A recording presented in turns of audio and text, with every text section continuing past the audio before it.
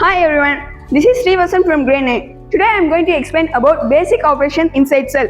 It's like a post office or delivery office or cells work inside our body. In the end of this section, you may understand some idea. First, I would like to start with the ribosome. It is manufacture the food. It is also called as protein factory, endoplasmic reticulum.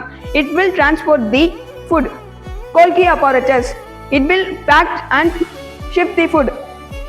Lysosome. It will clean up the franked food. Peroxisomes. It will break down the harmful substances and keeps the cell healthy. Mitochondria. It is called as powerhouse of cell because it produces energy for all cell organelles to cell activities. Vacuoles. It will maintain the turbidity of water. Cytoplasm. It looks like jelly-like fluid where all the organelles suspended and chemical reaction occurs. These are the basic operations inside the cell. Thank you.